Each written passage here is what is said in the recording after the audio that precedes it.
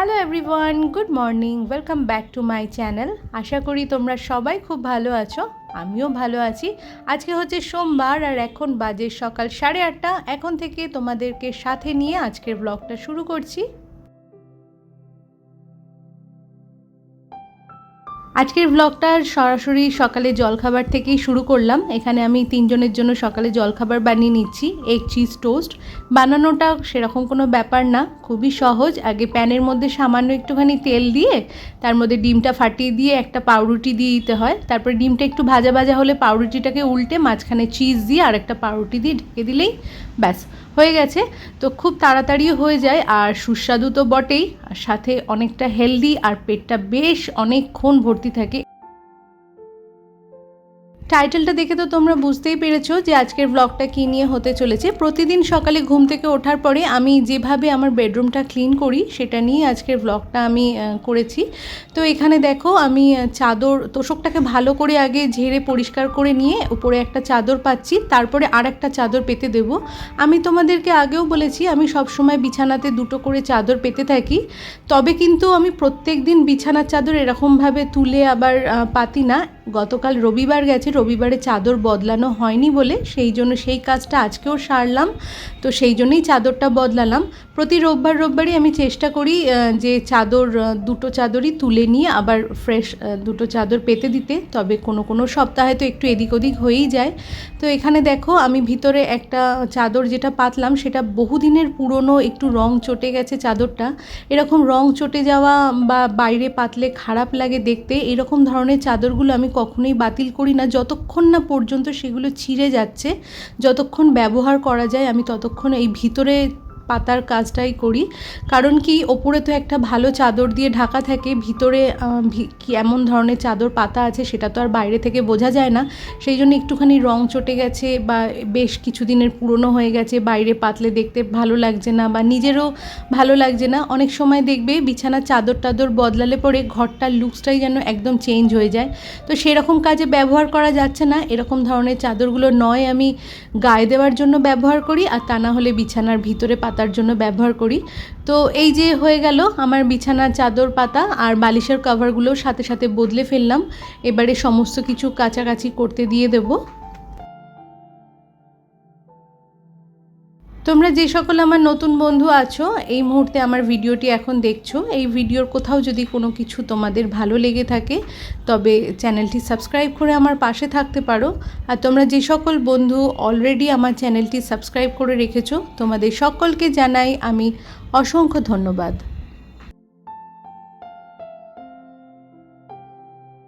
খুবই ছোট একটা জায়গার মধ্যে আমি থাকি, সেটা তো তোমরা আমার ভিডিও দেখলে পরেই বুঝতে পারো। আর এই অল্প জায়গার মধ্যে একগাদা জিনিসপত্র কিনে যদি ঘর বোঝাই করি তাহলে তো নিজেদের হাঁটা চলাটা করাটাই দায় হয়ে দাঁড়াবে। সেই জন্য যতটুকুনি প্রয়োজন সেই অল্প জিনিসপত্রই তোমরা আমার ঘরে দেখতে পাবে। আর এক্সট্রা জিনিসপত্র কিনে ঘর বোঝাই করা আমার ব্যাপারটা খুব একটা পছন্দও হয় না। ছোট জায়গা তো কি আছে, আমার মনে হয় যতটা খোলামেলা মানে যতটা কম জিনিসপত্র ঘরের মধ্যে থাকবে ততটা তত স্পেসিয়াস মনে হবে। সেই জন্য আমি চেষ্টা করি যে অল্প জিনিসের মধ্যে কিভাবে সমস্ত কিছু গুছিয়ে রাখার। আসল কথা, আমার বাড়ির পজিশনটা এমনই, এখানে প্রয়োজন অনুযায়ী যদি আমি একটুখানি জায়গাটা বাড়াবো এরকমও যদি আমি ভেবে থাকি সেই উপায়টাও নেই।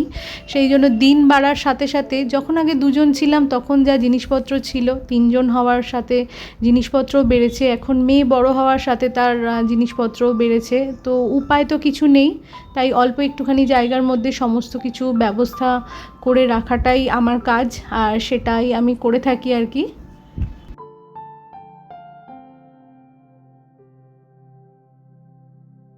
আমার বেডরুমে এই যে রকিং চেয়ারটা আছে, এই চেয়ারে 3টে তোয়ালে থাকে।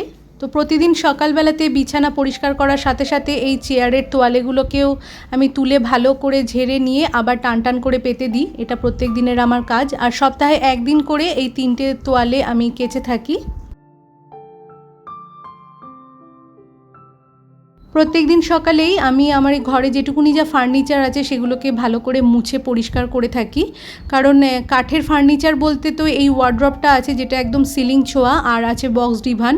তো একটা শুকনো কাপড় দিয়ে আমি হালকা হাতে এইগুলোকে মোছামুছি করে পরিষ্কার করে থাকি, যাতে ধুলোর যে লেয়ারটা জমে রোজ দিনই যে সেটা উঠে যায়।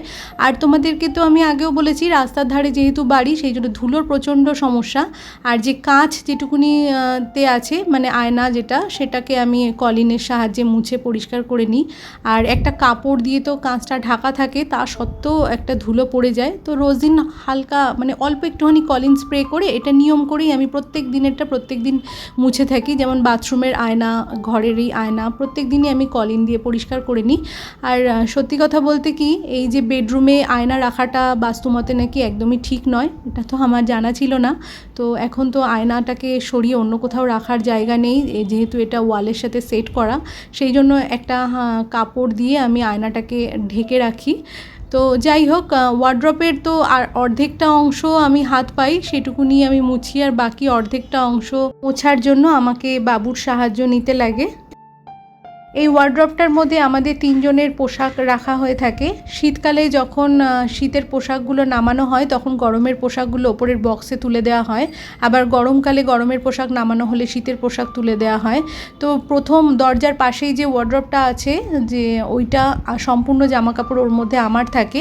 আর আমার বাঁ হাতে যে ওয়ার্ড্রপটা আছে সেটার মধ্যে বাবুর আর মেয়ের অর্ধেকটা করে ভাগ করা থাকে। আর ওয়ার্ড্রপের ওপর দিকের যে 4টে বক্স আছে, সেই 4টে বক্সের মধ্যে 3টে বক্সে ওদের জামা কাপড় থাকে। আর দরজার ওপরে যে বক্সটা আছে ওই বক্সটা একটুখানি লম্বায় চওড়ায় বড় বলে ওই বক্সটার মধ্যে সমস্ত কিছু আমার জিনিসপত্র থাকে। তো এইভাবেই আমাদের 3 জনের জিনিসপত্র ভাগ ভাগ করে আমি এই ওয়ার্ড্রপটার মধ্যে গুছিয়ে রেখে দিয়ে থাকি।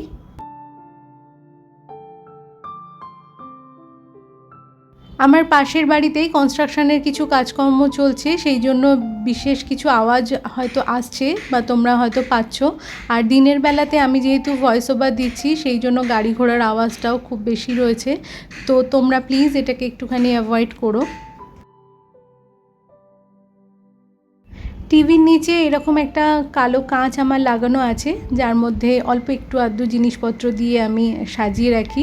তো ঘরের মধ্যে একটু আধটু সাজানো গোছানো থাকলে তো দেখতে ভালোই লাগে। তো খুব ইচ্ছা করে যে আরও কাচের স্লাইড লাগিয়ে জিনিসগুলোকে আলাদা আলাদা করে সাজাবার, কিন্তু আজ করব কাল করব করে আর তো করে ওঠা হচ্ছে না। সবসময় যে দামি জিনিসপত্র দিয়েই ঘর গোছাতে হবে এমন তো কোনো কথা নেই, বা এটাতে আমি বিশ্বাসও করি না। সামান্য জিনিস দিয়েও সুন্দরভাবে ঘর সাজিয়ে রাখা যায়। এখানে দেখো যে তামার ঘটিটার মধ্যে আমার একটা মানি প্ল্যান্টের গাছ রয়েছে। তো এই তামার ঘটিটা আমার সেজমামি এবছর বেনারস বেড়াতে গিয়েছিল, ঠাকুর পুজোর জন্য আমাকে দিয়েছে। তো পুজোর জায়গাতে অনেকগুলো ঘটি থাকার জন্য এই ঘটিটাকেই আমি এরকম পাত্র মানে গাছ রাখার জন্য ব্যবহার করেছি। আর দুটো কাঠের প্যাঁচা, কিছু ছোট ছোট পুতুল রয়েছে, আর একটা মাল্টি কালার স্টোনের একটা যে গাছ, এটা খুব প্রেসিয়াস আমার কাছে। আমার মা এবারে হরিদ্বার গিয়েছিল, ওখান থেকে নিয়ে এসেছে। এটাকে আলাদা করে রাখার আমার খুব ইচ্ছা আছে, কিন্তু ওই যে বললাম জায়গা এখন অবধি করে উঠতে পারিনি। তো অবশ্যই জায়গা করে নিয়ে এটাকে ভালো করে গুছিয়ে সাজিয়ে নিয়ে তোমাদের সাথে অবশ্যই আমি শেয়ার করব। ধুলো টুলো সমস্ত কিছুতে ঝাড়া হয়ে গেছে, এবারে পাখাটা বন্ধ করে ভালো করে আমি ঘরটা ঝাড় দিয়ে পরিষ্কার করে নিচ্ছি। আর মোছামুছির কাজটা তো আমি সবসময় স্নান করার আগেই করে থাকি। তো চলো ঝাড় দিয়ে ভালো করে পরিষ্কার করে নিয়ে ঘরটা প্রত্যেক দিন সকালবেলাতে আমি কিভাবে গুছিয়ে থাকি সেটার একটা ফাইনাল লুক তোমাদের সাথে শেয়ার করি।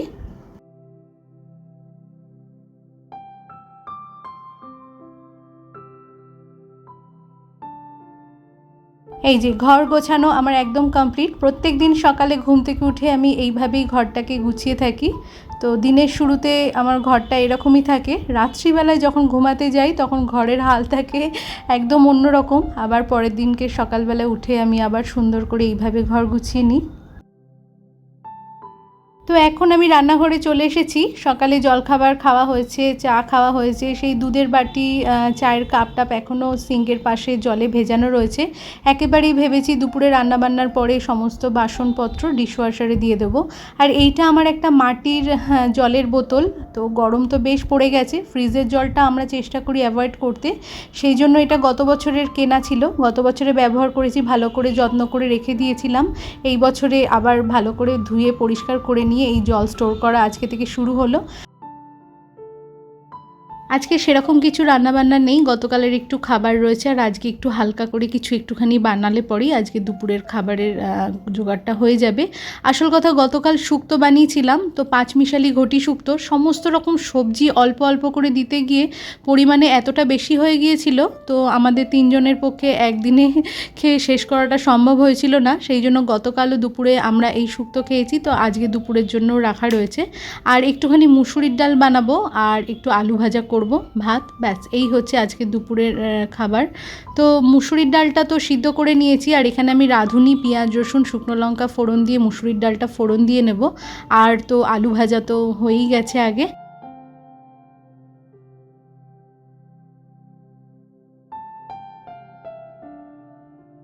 এরকম রান্নার একটু আধটু ছুটি মাঝে মধ্যে আমার সপ্তাহে এক আধ দিন হয়েই থাকে, আগের দিনে টুকটাক খাবার থাকলে আর পরের দিনকে একটু কিছু অল্প বানিয়ে নিলে পরে পরের দিনটা ভালো মতোই আমার চলে যায়।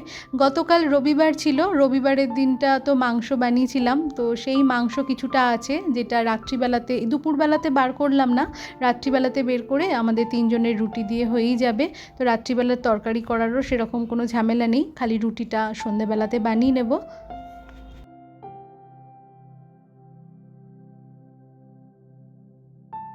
এখন প্রায় বেলা 1:30 মতো বাজে, দুপুরের খাবারের সময় হয়ে গেছে, আর ঘর বারান্দা মুছে স্নান করে পুজো করে আমি চলে এসেছি। তো খাবার দাবার আমার গোছানো হয়ে গেছে, ভাত আলু ভাজা শুক্তো আর ডাল, ব্যাস খাবার দাবার রেডি। তো বন্ধুরা, আজকের ব্লগটা আমি তাহলে এখানেই শেষ করছি। তোমরা ভালো থেকো, সুস্থ থেকো, দেখা হচ্ছে তোমাদের সাথে আমার নেক্সট ব্লগে, ততক্ষণের জন্য টাটা।